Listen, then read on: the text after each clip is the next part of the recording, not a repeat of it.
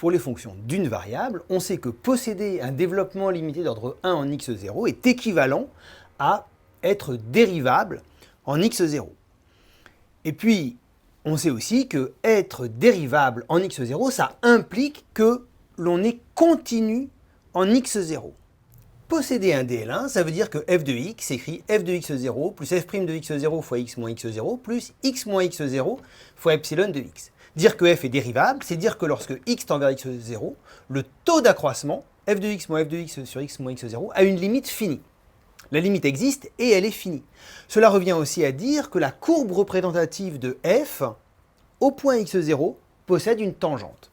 Enfin, la continuité, eh bien, c'est dire que, quitte à prendre x assez proche de x0, f de x peut être rendu aussi proche que l'on veut de f de x0. Le cas le plus simple de non-continuité, c'est lorsqu'on a quelque chose comme ça, lorsqu'on a un saut, eh bien pour des x aussi proches que l'on veut de x0, il y a des f de x qui sont loin, ici, de f de x0. Donc ici, la fonction n'est pas continue, mais que deviennent ces différentes notions pour les fonctions de deux variables? Pour les fonctions de plusieurs variables, le fait que les dérivées partielles existent, ça n'entraîne pas la continuité. Et ça, c'est vraiment une question délicate. Oui, mais qu'est-ce que la continuité pour une fonction de plusieurs variables? Eh bien, votre définition orange s'adapte très bien. Quitte à prendre grand X, donc c'est un élément de R à la puissance P, assez proche de x0. Pareil, c'est un élément de R à la puissance P. Alors, qu'est-ce que ça veut dire x proche de x0? Eh bien, c'est-à-dire que la norme du vecteur x0x est petite. Ou encore que la norme de x moins x0 est petite. Donc, quitte à prendre x assez proche de x0, c'est-à-dire quitte à prendre la norme du vecteur x0x assez petite, eh bien, phi de x, qui est un réel, peut être rendu aussi proche que l'on veut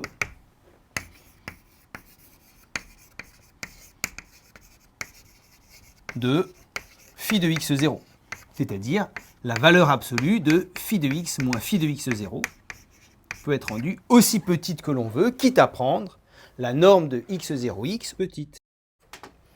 Bon, c'est la même définition appliquée pour les fonctions de plusieurs variables.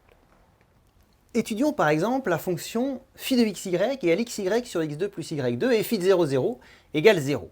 Alors, si on veut calculer les dérivées partielles de phi en 0, 0, eh bien, on étudie h1 de t égale phi de t et de 0. Et là, lorsque l'on remplace y par 0, vous voyez que ça fait 0. Donc ça nous fait 0 sur t au carré, et c'est égal à 0. Et puis si t est égal à 0, alors c'est égal à 0. Donc h1 de t, c'est tout le temps égal à 0. Et donc h1' de t, c'est égal à 0. Et donc dφ sur dx au point 0, 0 existe et est égal à 0. Et puis pareil pour h2.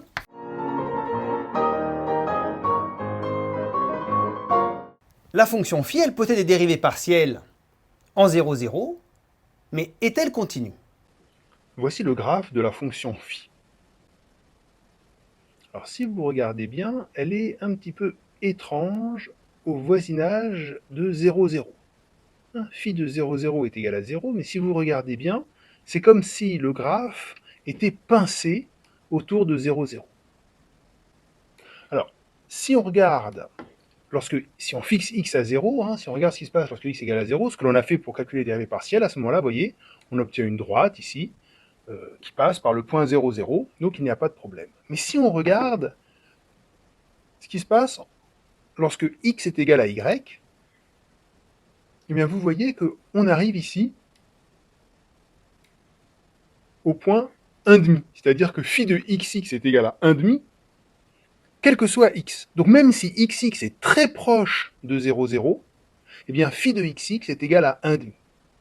Et de même, si y égale moins x, à ce moment-là, eh bien, on obtient la même chose, mais en bas. Et en fait, ce qui se passe, c'est que la fonction phi, elle prend toutes les valeurs entre moins 1,5 et 1,5 pour des xy aussi proches que l'on veut du point 0, 0. Donc voilà, ici, ce sont des droites, vous voyez, sur la surface du graphe de phi, et qui passent toutes par un point 0, 0, et puis une valeur comprise entre moins 1,5 et 1,5. Voilà, toutes les droites, vous voyez, elles passent toutes par l'axe des z, en prenant des valeurs très différentes. Et donc ici, on est typiquement dans un cas où la fonction n'est pas continue, puisque pour des xy aussi proches que l'on veut de 0, 0, eh bien phi de xy peut être très éloigné de 0, 0, mais on n'a pas, comme pour les fonctions de R dans R, de saut. Donc ici, la fonction n'est pas continue, même si le graphe semble d'un seul morceau.